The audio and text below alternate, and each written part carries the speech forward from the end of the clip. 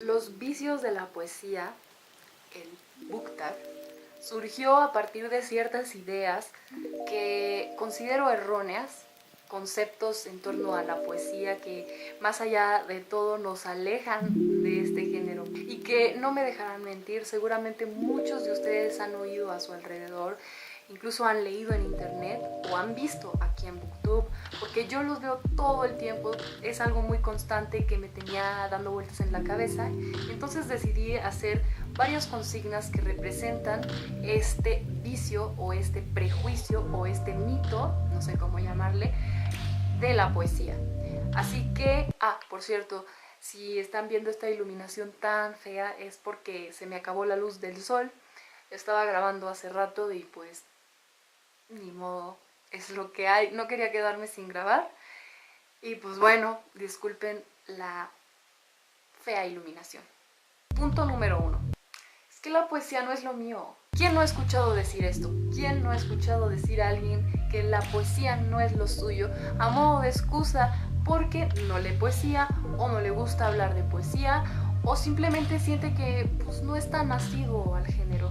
Pero realmente se puede decir que algo, un género, en este caso un género literario, no es lo nuestro. Yo creo que aquí lo que pasa es que se sigue viendo muchas veces la poesía como un género súper elevado, como algo que solo le concierne a unas cuantas personas con dotes, no sé, de Dios o algo así. Y para esta consigna he decidido dar un ejemplo de un libro, de un poemario, de un poema, mejor dicho, de un escritor que le pueda gustar a todo tipo de público, según yo, sin importar su bagaje, sin importar si ha leído mucha o poca poesía.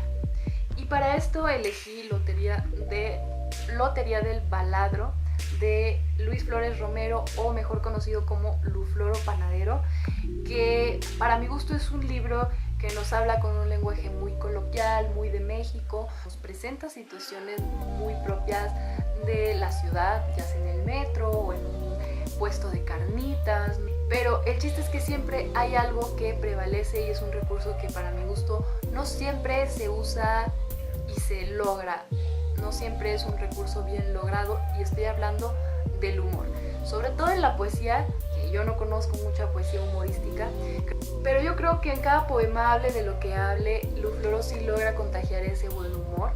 Y les voy a dar un simple ejemplo. Feos, de verdad que somos feos, rugosos en las carnes, repulsivos, cada vez con menos pétalos. En un vagón del metro voy metido, me doy cuenta, fea la señora, el señor de aquí adelante, feo, el bebé, feíto. ¿Dónde nos tronamos? ¿Qué trabajoso día nos deja tan accidentados, tontos, acres, cejijuntos? Desfilamos desabridos, vamos turbios, malogrados, todos arruinados de raíz. El vendedor que se ha subido, tan feo como el otro que se acaba de bajar. Perdón, ya le estoy inventando. El vendedor que se ha subido, tan feo como el otro que apenas se bajó. No hay cirugía para nuestras quemaduras prenatales.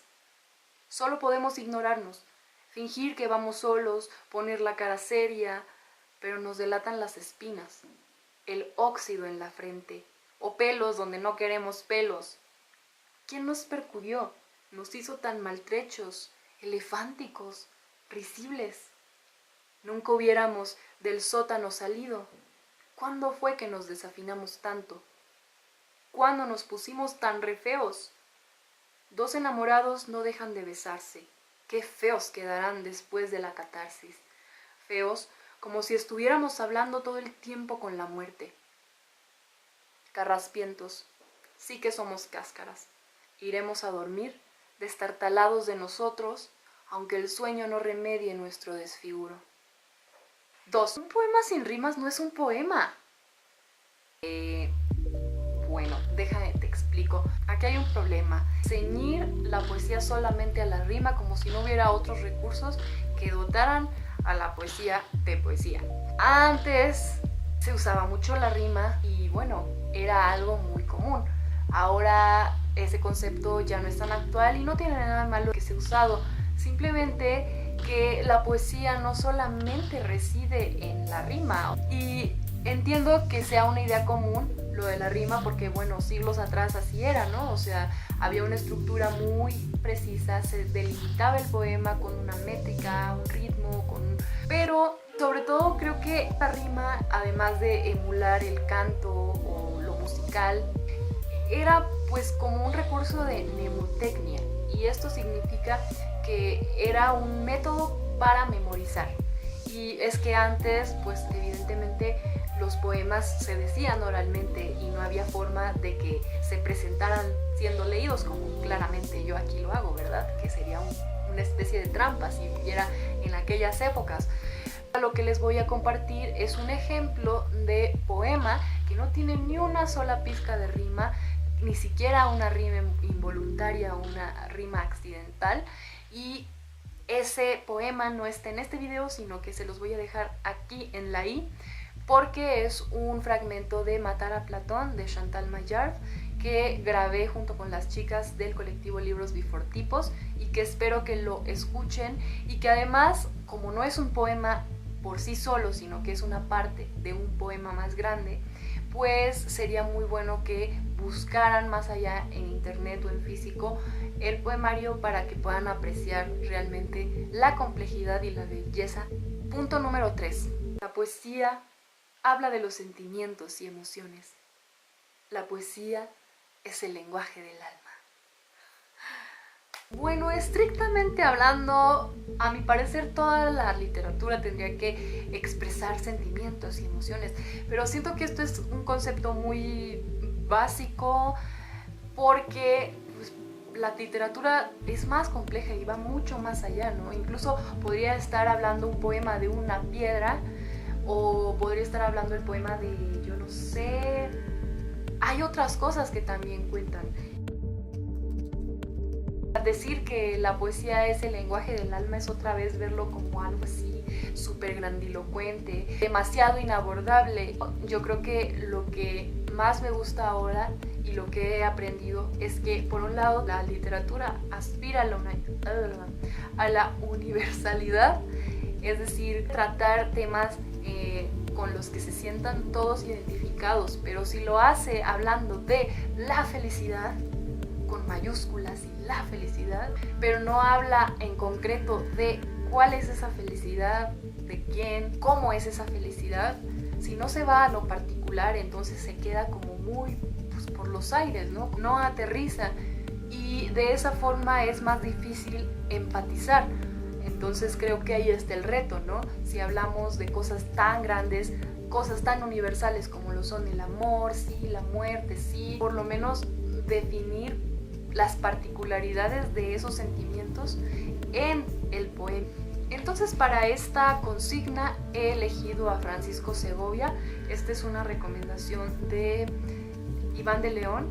Es un poema que pertenece a su poemario Partidas, a una parte en específica que se llama Tierra Roja, y que nos habla de una tripulación que fue a Marte, a pisar las tierras de Marte para investigar su biología, su naturaleza y qué tan habitable podría ser para otros humanos, y que plasma muy bien la tristeza o la desolación, la extrañeza, todos esos hallazgos con los que se van enfrentando los personajes, lo plasma muy bien. Pero si nos damos cuenta, entonces no solo habla de sentimientos, habla de muchas más cosas, habla de descubrimientos, habla de especulación, cómo sería pisar Marte.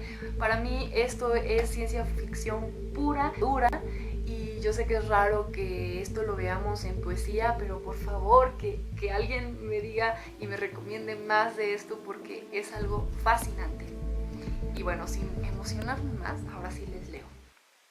Abre el verano sus esclusas y suelta un aluvión de rumbre. Ráfagas de hierro atomizado que arriba se apisonan contra el cielo, pero abajo lijan las jarcias de las naves, cables de acero y paneles solares. Desde el umbral recién pulido, vemos las rocas rosas otra vez desnudas, y como el ocaso refleja en ellas sus ojeras verdes. Ni siquiera el equinoccio alivia al cielo de su enjuta lividez. y otro de puro pilón. Las estrellas que vemos ardieron en el cielo hace 1000 años. ¿No está presente entonces esta luz palpitante con que ahora nos miramos los ojos extrañados? El pasado no es un tiempo que el torrente deja atrás encallado en la orilla. El pasado es este lugar hasta donde alcanza la vista. Francisco Segovia, esto lo encuentran en su poesía reunida llamada Aire Común por Conaculta 4. Los libros de poesía se leen en un centón.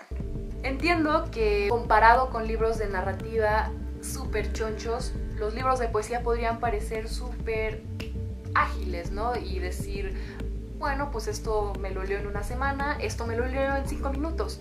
Y sí, o sea, si lo leen en el tiempo que quieran leerlo, pues no creo que haya ningún problema. El punto es que la poesía tendría que leerse como menos carnalmente, no sé, es como más para pensarle, más para releerla. O sea, yo reconozco que he leído poemas o poemarios completos así súper atrabancada y no lo he podido evitar, pero después de eso viene otra lectura más y otra tal vez más fría, meditada, más lenta. Y aquí elegí un ejemplo, Galaxias de Haroldo de Campos, que está conformado de 28 poemas o como él los llamó 28 cantos, y como podrán ver la letra es diminuta y no hay puntos, no hay comas, no, ni siquiera está versificada. Entonces dice algo así. Y comienzo aquí y peso aquí este comienzo y recomienzo y sopeso y arremeto y aquí me meto. Cuando se vive bajo la especie del viaje, lo que importa no es el viaje sino el comienzo. Por eso pienso, por eso comienzo a escribir 1000 páginas, escribir 1001 páginas para acabar con la escritura, para comenzar con la escritura, para acabar comenzar con la escritura. Por eso recomienzo, por eso arremeto, por eso tejo escribir sobre escribir. Escribir sobre escribir es el futuro del escribir. Sobrescribo, sobresclavo en 1001 noches, 1001 páginas o una página en una noche, que es lo mismo, noches y páginas enciman en sí mismas, donde el fin es el comienzo, donde escribir sobre escribir es no escribir.